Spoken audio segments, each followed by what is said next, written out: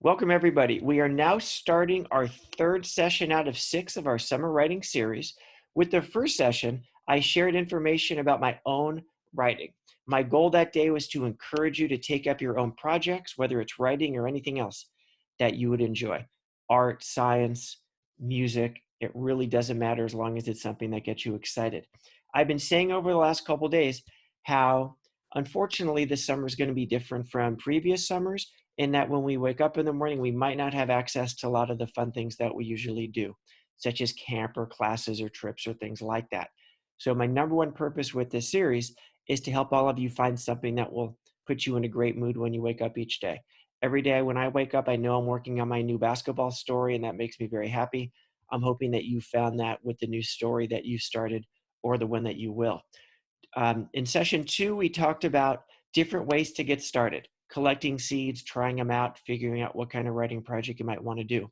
Today, we're going to talk about something that is a very big step when you are a young writer, because when you're in kindergarten, first grade, second grade, maybe you have writing workshop in your class. Just the fact that you're writing stories and getting your ideas on paper is wonderful. But once you get to, I don't know, third grade, fourth grade, fifth grade, you take a big step, just like this gentleman with the nice hat and the tie. He's making the big step from writing a story that might be a page or two to writing a longer story that's a lot of chapters. So today we start talking about how you can take all the ideas that you're coming up with and turning them into a chapter book. It's a very exciting step anytime you're doing it for the first time or one of the first times. So the best question to start with at the beginning is, what is a chapter? Seems like an easy question, but it's not always an easy thing to answer. So go ahead and take a second. If somebody asked you in class to say what a chapter is, what would your answer be? I define a chapter as a part of a book that's focused on one main event over a short period of time. Your teachers in the past may have used the expression small moment, where you take something that happened in a short time and you really develop it. You have action, you have dialogue, you have character and setting description, you have the main characters thinking. When people read a chapter that you write, it feels complete. It doesn't feel like it's too little. It doesn't feel like it's too much. So I give you a couple examples on this slide. Let's pretend you're starting a new book and you want to do chapter 1 about a family having breakfast. Could that be a chapter? Well, sure it can. They could be sitting at the table. You could be describing the kitchen. You could mention their names, describe their personalities, show them talking to each other, and it's about them having breakfast. So when you're done with that chapter, it feels complete. Your reader doesn't say, that's it, that's a whole chapter. No, no, no. You could do a good job writing a chapter about breakfast. What if you wanted a chapter that had the family having breakfast, lunch, and dinner? Would that be okay for one chapter? Probably not. There's an expression that we use at Roosevelt School that you don't want a chapter that goes bed to bed from the time you get up in the morning until the time you go to bed at night. It's too long and it's too much. You want to pick one specific thing and have the chapter be only about that one thing and develop it well. A play date. You can have a chapter about a play date. A visit to the park. Sure. Going to a baseball game. Sure. So when you do chapters, you want to be sure each one is about one main thing and that it's complete. We're now going to get into different tools. Excuse me for just a second. Backup. Okay. Hopefully that's nothing that's going to affect the recording. One tool that we're going to start off with is something that you might have learned already. It's called a story arc. When you're figuring out what your story is going to include from beginning to end, you simply list the main parts in bullet points. There's no magic number of bullet points that you need to have. I have 5 here, but could you have a story arc with 8 bullet points? Sure you can. Hang on just a sec. Let me stop sharing for a second, make sure we're still recording, and we are. Excellent. Plus, we have people trying to come in. Somebody's going to help me figure out one day, is there a way to share a screen and know if people are trying to sign in? Because some people didn't get let in right away, and I don't want that to happen today. Okay, let's go back to the sharing. Here's a story arc that I did about a woman named Christy Turner. Her dream for her whole life is to be a pilot in the Navy. So the story's going to start when she arrives at the Navy base to start her very difficult training. So when She has her, she gets to the base, and then the next major thing that happens is that the training starts and it's really hard. There's an obstacle course, there's a big wall, she's got to get over the wall, and she can't do it at first. That's going to be a big problem that she's going to have to solve if she's going to graduate from the program and be a pilot. Then I think the third major part of the story is that there's a stronger classmate who says she's going to help Christy, and they become friends. Next, they put in extra practice on the side because they need it. And then finally, she gets over the wall, she finishes the obstacle course, and she graduates. Now, when you do a story arc, you don't want to just do one. Here's one that I did, but then you'll notice I'm changing to this one, and I'm making a change. Let's see if you can find it. The first three parts are the same, but when you get to the fourth bullet point, instead of the friend helping Christy, the friend turns on her. Maybe the friend gets jealous that Christy's doing a little bit better in the program, and now Christy feels more alone than ever. That's a big change just because I changed one bullet point. So when you do your story arc, after you do your first one, do your second one, because who knows, you might change it in a way that makes it better. Maybe you end up using your second story arc instead of your first one. Sometimes that's all it takes. Here's a third one. This is the one that I like the best, and it's the one that I would end up using. Again, the first three bullet points are the same, but I didn't like the idea of her friend turning on her. I didn't want to do that. So instead, I had the friend get hurt, and then Christy was not only dedicated to solving, to getting over the obstacle course wall for herself, but now she wants to do it for herself and her friend. She's more motivated. She has more of a purpose. So I thought that would be a good way to make her even more dedicated. Then she gets over the wall and she graduates. When you have a story arc, there's a mistake that many people make.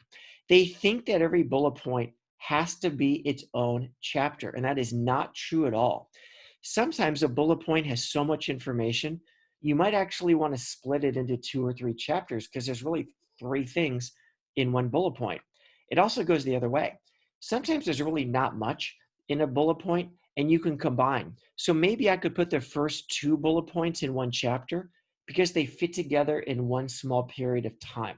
So once you have your bullet points, please do not think that you have to make each one its own chapter, because that might not be true. Here's another strategy that some people like when they're starting a story. Let me just stop my sharing for a second, see if anybody else is trying to get in, and they are. Thanks for your patience. Okay, everybody's back. We're going to share the screen again. Those of you who like to draw, maybe you're doing a comic strip or a graphic novel or a comic book this summer, this might be right up your alley. This time, instead of doing a story arc, you can do what's called the storyboard, where you draw each part separately. I try to be a very positive person, but this was a time in my life when I kind of complained about something. I was in something called the spinning class. If you've ever been to a gym or you've heard about a class where there's all these bikes set up, they're attached to the floor. When you pedal the bike, you're not actually going anywhere. They're stationary bikes. There's an instructor in front of the room who leads the class. They play music to motivate everybody, and then you get a really good workout together. Except one day, the instructor, who is a really good friend of mine, played a song that I really didn't like. And even though the song was about 4 minutes, it felt like 4 hours. I didn't know if the song was ever going to end. I was kind of exaggerating a little bit. So the song was ending, and finally I could look forward to a new song. And she said, you know what? I don't hear that song very often. Let's play it again. And I was like, oh my gosh, is she really going to play that song again? Yeah, you're laughing, but it wasn't funny when you were in my spinning shoes that day. So for my story, I wanted to start when I actually drove into the gym parking lot before class. Then I walked into the gym. Then I set my bike up so that it was adjusted for my height. Then in part 4, the class starts. Then I leave the gym, and then I drive home. Now, does it necessarily have to be the case where each square is going to be a chapter? Well, maybe not. Maybe I drive into the parking lot and walk in the same chapter. Maybe I can combine 1 and 2 into one small moment. Or maybe the part about class starting, maybe that becomes 2 or 3 chapters. I could really spread that out and develop each part. So once you figure out what the different parts are, you want to put them together in a way that will lead you to focused, complete chapters. Here's another one, but it's more of a template than it is an actual example. Some kids like to do something called a timeline, where you start on the very left, you write down the first thing that happens, then you keep going to the right, then the next thing, then the next thing, then the next thing, all the way to the right. And on the very far right is the last part of your story. When I wrote the Chase Manning books, if you've read them, you'll know that each book takes place in one school day. So on the very left, it would start at 8:30, and then who knows, maybe the next point would be 9 o'clock, 9:30, 10 o'clock. It would go all the way to 3 o'clock because that's when the story ended. And then there's actually an epilogue after each one. So the epilogue would be at the far right. So once you put everything as part of your timeline, you make the same decision I've been talking about. Do you want everything? Do you want each point to be its own chapter? Do you want to combine 2 points into one chapter? Do you want to do it somewhat differently? Let's go back to the screen sharing. I'm now going to share something with you that might be your favorite part of this session today, because it's a very cool twist on a timeline that kids I've shown this to really love.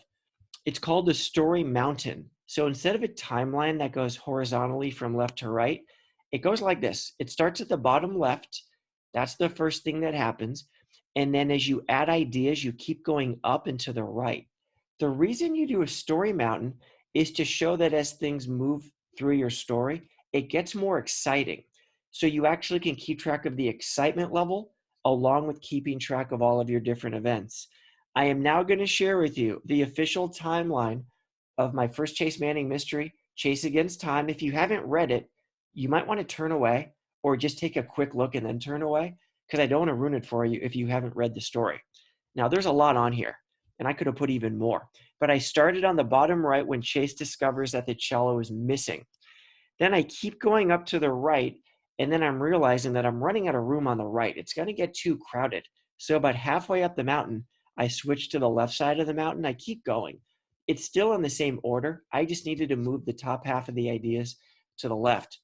Now, as time goes on, it gets more and more exciting. If you're doing a suspense book, if you're doing a mystery, if you're doing any book that's going to keep people on the edge of their seat, some kind of adventure, then you might want to do some kind of story mountain, because again, it helps you lay out your ideas from beginning to end, but it does so in a way that shows excitement. So then I have to make the same decision I've been talking to you about. Does each bullet point mean it's going to be its own chapter? Well, sometimes yes. Sometimes I could put 2 together because they fit together in one small moment. And then sometimes there's a bullet point that has so much stuff, I want to separate it into multiple chapters. Once I figure that out, I made something else that a lot of kids love to do. You'll notice the blue and yellow outline. This comes from something that I've shared with your parents if you're interested in doing some kind of mystery. Hang on a sec. I just want to keep going back and admitting the people that are waiting. You're being excellent listeners today. Fantastic. Once you know how many chapters you want, you could make a chapter plan. And I did the same thing for my new basketball book. I had 23 chapters and I have a plan that looks like this, except there's a lot more detail. So this is a template. It's a plan that you can use. This comes from something I made called the Ultimate Mystery Writing Guide for Kids, where I help kids write their own mysteries from one step to the next. So I write down the name of the chapter and I write down the time that it starts. By the way, if you're somebody who's making marks on here, if you could take those off immediately so that nobody's distracted, it shows great respect if you're able to not do that. Thank you very much. So I put where the scene is, I put the setting, that it's at music rehearsal in the auditorium. And then I list all the things that are going to be in the chapter. Am I going to describe any characters? Am I going to describe a setting? What's the action going to be? And then at the very end, I like to put a cliffhanger. You know this if you've read any of the Chase books. Every chapter ends in a cliffhanger so that it's exciting at the end of the chapter and you want to go right to the next chapter to start the next one. So you don't want to put the book down.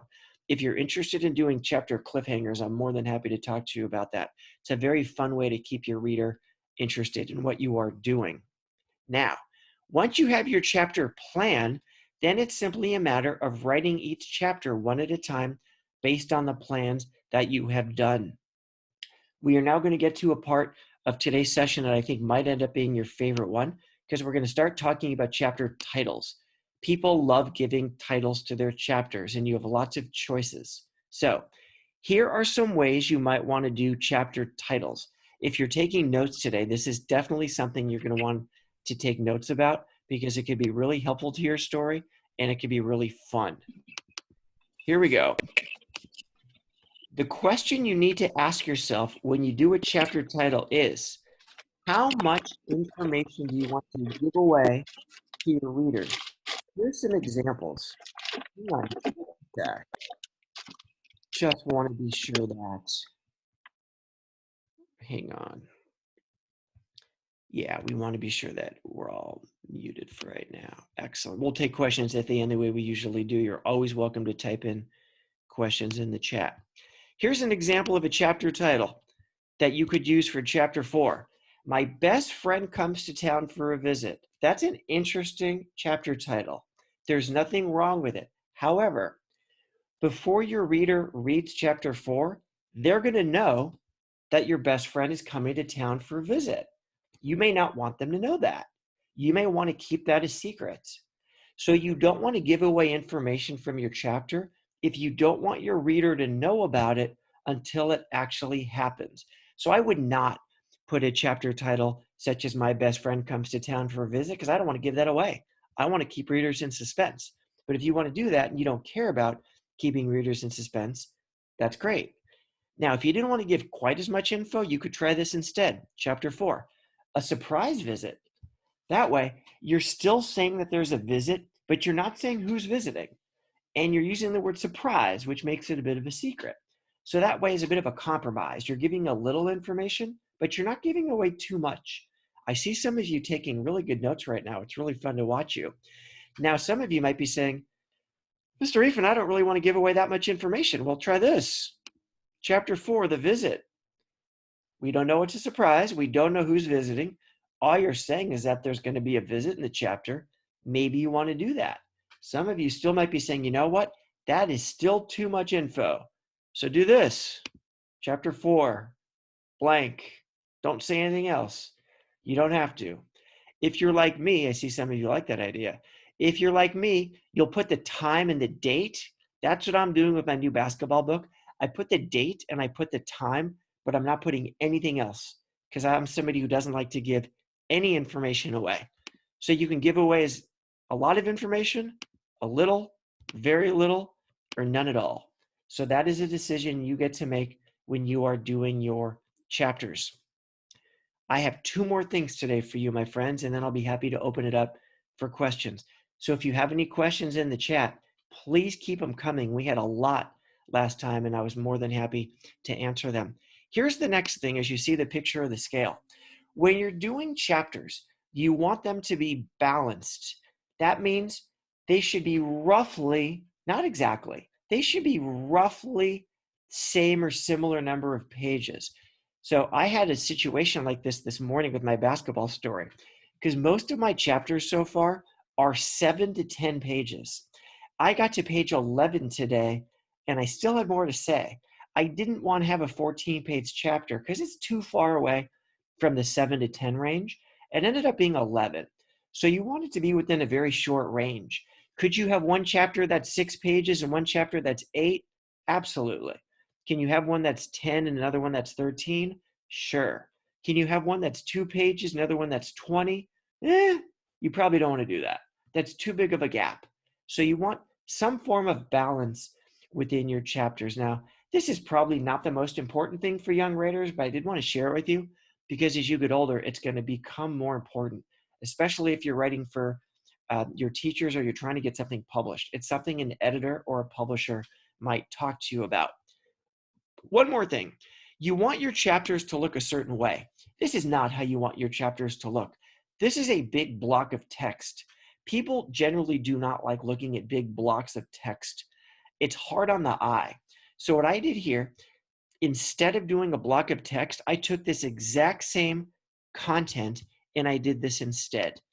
This is so much better because I'm now making shorter paragraphs that are much easier on the eye. If you turn the page of a book and you see this, it's so much better if you see this. The way we do this is starting a new paragraph anytime there's a change. Some of you might have learned this already in school. If you have somebody talking and then a new person talks, you need to go to a new line and indent. If you have internal thinking the way I do in the middle with the italics, which is a fun thing to do for internal thinking, we'll get to that next week in a session, hopefully, then you can start a new line and indent. If you're describing one character, then you describe another, that's a change. Go to a new line and indent. So anytime you're changing topics, You want it to look like this so it doesn't look all blocky. We don't want block chapters. We want indented, shorter chapters that are easy on the eye. My friends, our timing is good. I am going to wrap up now. I'm going to take a few questions on the chat. Then I'm going to stop the recording, and then I'll take more of the chat. And then, as always, if you're someone who likes to hang around and talk to me voice to voice, share what you've done so far, or ask me a question, that would be fantastic. So some of you are actually using Google Docs and you're sharing your document with me. I will try to get to those. I can't promise I can read every word of every project, but I would love to take a look. Okay. Somebody told me about screen sharing. Thank you for letting me know that. I appreciate that, Oscar. Next, if you have your own, some of you are saying you have your own titles. How do you know what your main character's name should be? Have fun when you come up with a name. Pick something that sounds like a realistic name. We'll talk about that on Thursday. Okay. Thank you, thank you, thank you, thank you. Some of you are asking what type of book you should do. You should just write whatever you want to do. I'm now going to stop the recording and then